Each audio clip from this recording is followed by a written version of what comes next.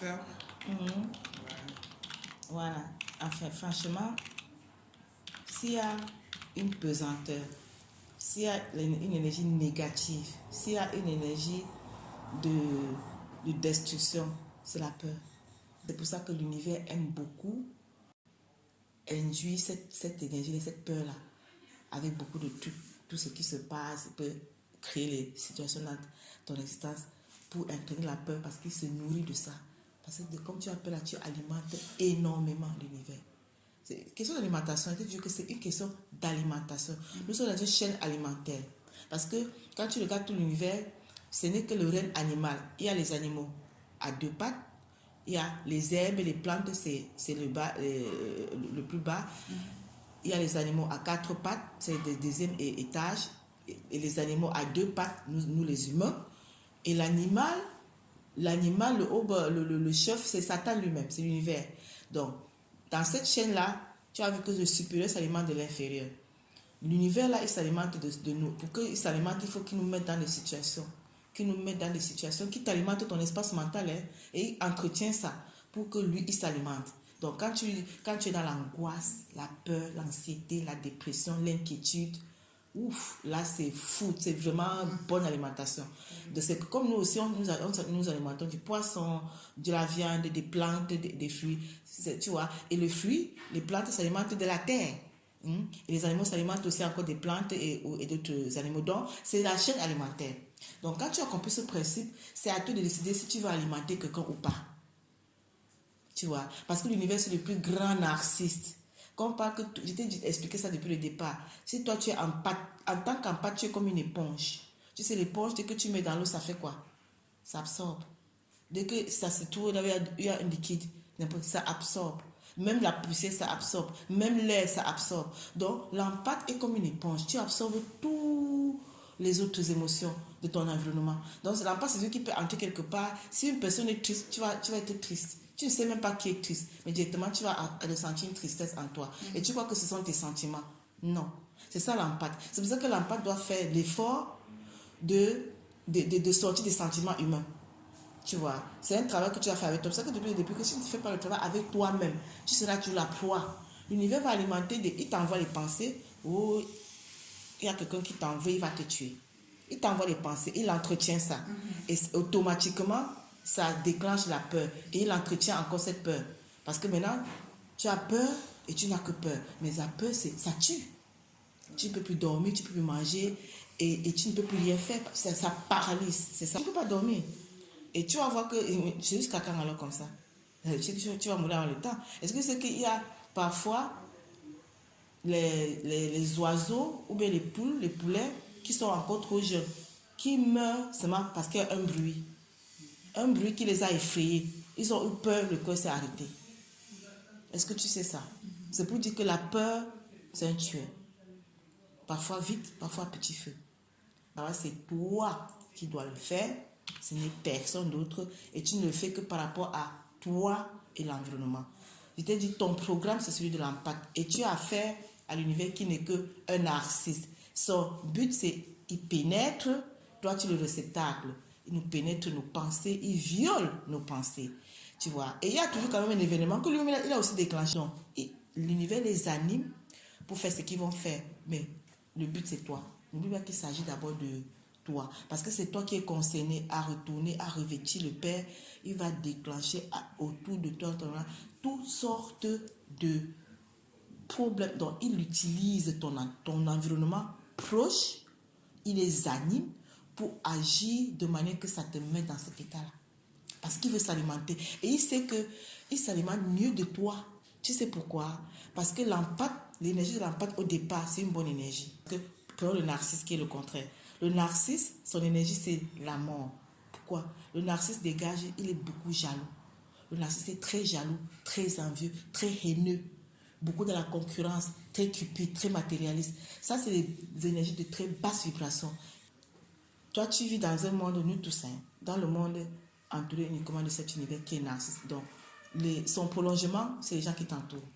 Et les narcisses sont très dangereux parce qu'ils n'ont pas de compassion, ils n'ont pas de cœur, ils n'ont pas d'empathie. Au contraire de l'empathe que tu es. Tu as beaucoup d'empathie, tu as beaucoup de pitié, tu aimes et tu aimes donner, et puis on te blesse toujours, mais tu n'arrives pas à être autrement.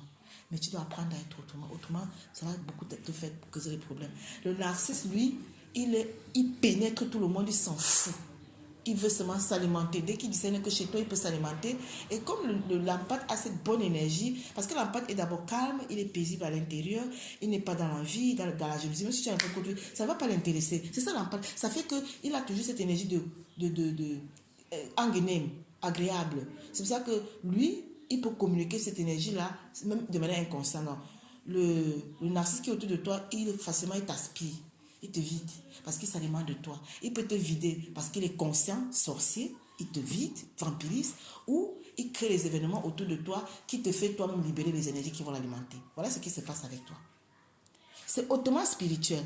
Mais tout est spirituel, rien n'est autre chose. Les humains croient qu'il y a l'esprit et tout est spirituel. Parce que tout ce que tu vois est animé par le spirituel. Nous sommes d'abord esprit, nous ne sommes pas chair, tu vois. Donc, ce que moi je te demande depuis,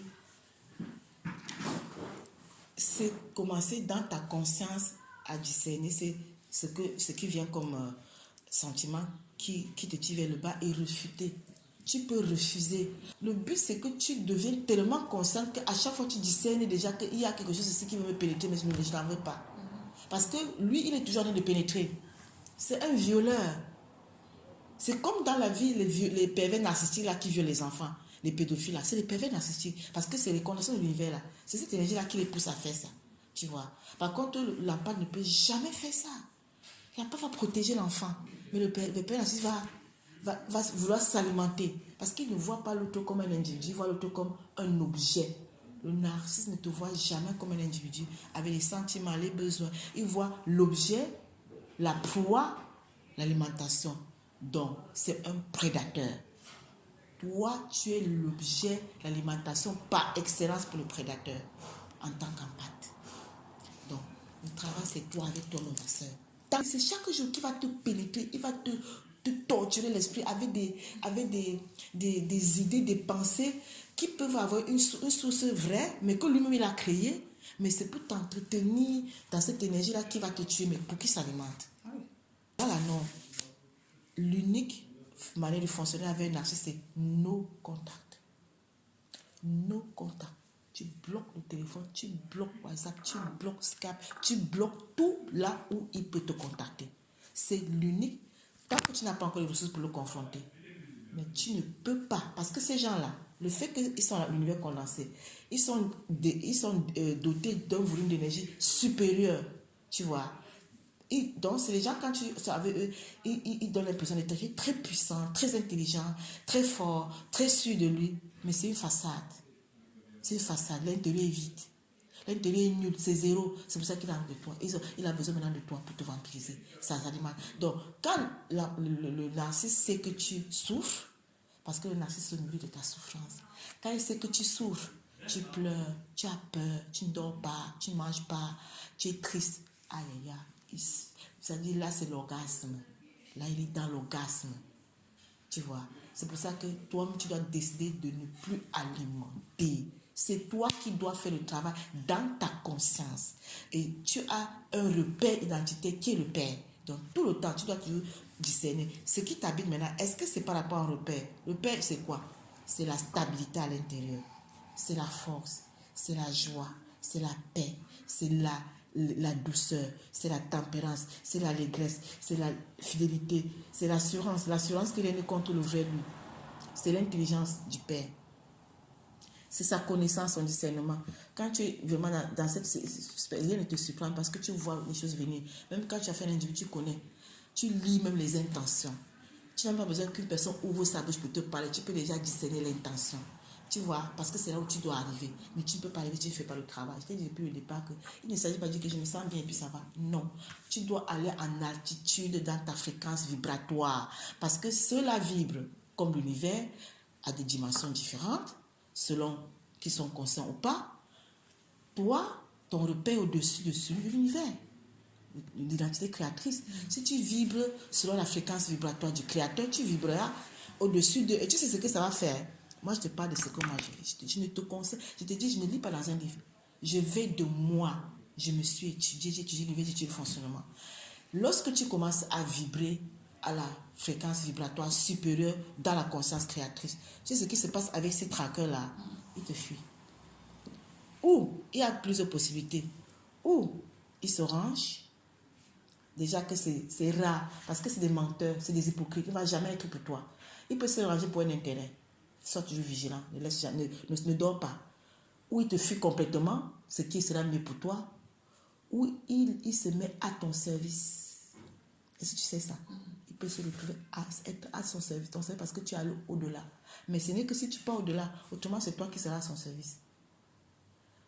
Parce que le narcisse veut toujours faire de tout le monde son esclave. L'empathe est l'esclave du narcisse. C'est comme ça qu'il te voit. Mais l'empathe a l'air fragile, triste et tout, mais c'est l'empathe qui est fort. C'est parce que l'empathe ne se connaît pas. Quand l'empathe en a la force, il est au-dessus. Mais comme il ne se connaît pas, et qu'il a toujours tendance à aider et à être au service de l'autre, l'autre interprète toujours très mal cette situation. L'attitude de l'empathe est toujours très mal interprétée par le narcisse qui voit plutôt là-dedans une faiblesse qu'il doit exploiter. C'est pour ça que tu dois sortir des sentiments humains, des compromis. Je ne sors pas de l'air, tu es foutu. Le monde dans lequel on vit là, il y a l'émergence d'un narcissisme global. Ça veut dire que la probabilité que tu rencontres un empathe devient de plus infime. La probabilité que tu rencontres un narcisse, c'est à 90%. Ça veut dire que quoi? Tu auras toujours affaire d'abord à eux. Et si toi, tu ne te protèges pas en sortant des sentiments humains, des compromis, des complaisances, ils vont tout emballer. Parce que là, tu es très manipulable.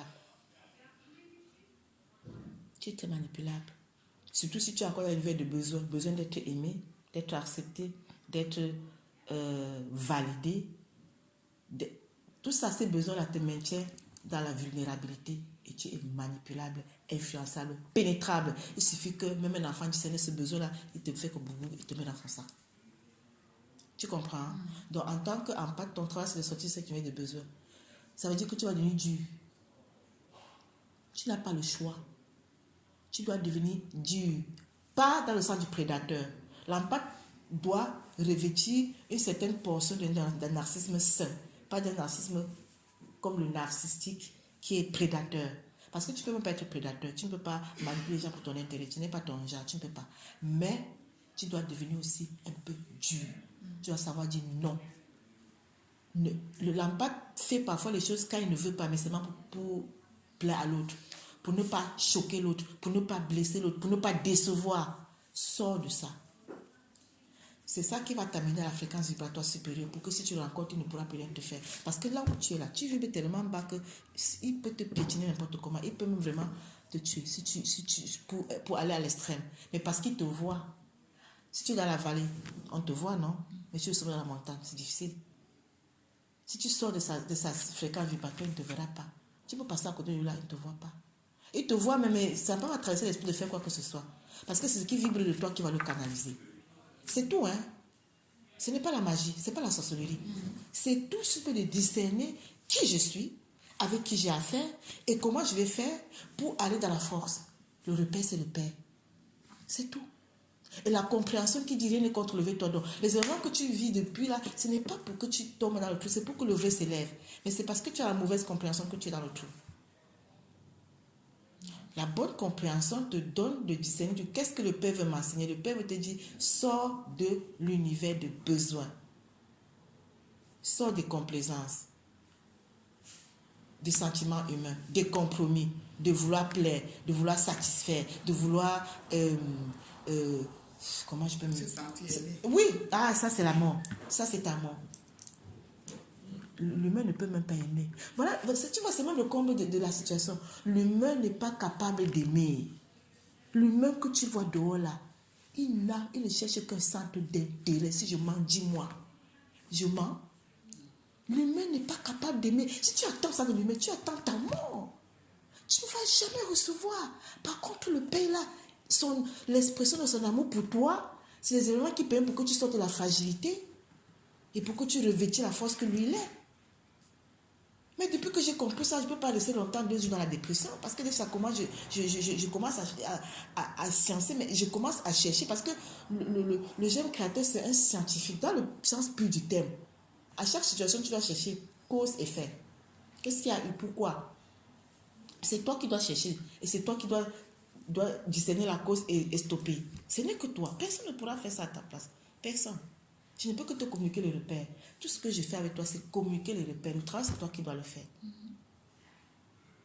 Et si tu ne commences pas à oublier dans ta conscience que ces mondes-là existent, franchement, tu vas avoir 60 ans, tu seras dans cet état-là. Parce que c'est les gens qui n'ont pas de pitié. Ils peuvent te dépouiller, te dénuder, prendre ta dernière chemise et t'insulter que. Est-ce que tu sais ça? Donc, tu as fait aux gens qui n'ont pas. Ça arrête de te casser la tête pour eux. Ça sert de leur donner une importance qu'ils n'ont pas. Voilà le problème avec l'empathie, c'est qu'ils donnent l'importance aux gens qui ne méritent pas. Tu leur donnes une place qu'ils ne méritent pas. Mais toi, là, ta place que tu mérites, tu le leur donnes. Et ils croient qu'ils méritent cela parce que eux, ils sont trop importants. Tu sais, je t'ai pris un exemple. Quand tu vis 6 000 € à quelqu'un parce que tu veux l'aider, mais toi-même, pour payer ta chaussure de 40 €, tu commences. Tu sais ce que ça déclenche en lui. Il se sent tellement puissant parce qu'il dit qu'il vaut 6 000 €. Mais toi, tu ne vaux que 40 €. Il ne peut que te traiter comme 40 €. Mais il se traite comme 6 000 €. Mais ça avait raison. Mais toi, ce n'était pas ton intention. Ton intention, c'était de l'aider. On n'aide pas l'univers. Tu dois apprendre à sortir des sentiments humains, des compromis, des complaisances. Tu dois apprendre à t'aimer. Si tu ne t'aimes pas, personne ne le fera. Et c'est ton amour à toi-même. Le Père t'affectionne. Toi, tu t'affectionnes parce que le jeu là doit référer au Père. C'est là où même d'autres vont même commencer même à chercher ma t'affection. D'abord qu'ils sont même incapables d'affection. Oublie même. Ils sont incapables de te donner l'affection. Ils ne peuvent pas. Ils n'attendent même pas. Parfois, je ne sais pas comment je vais faire pour que ça pénètre.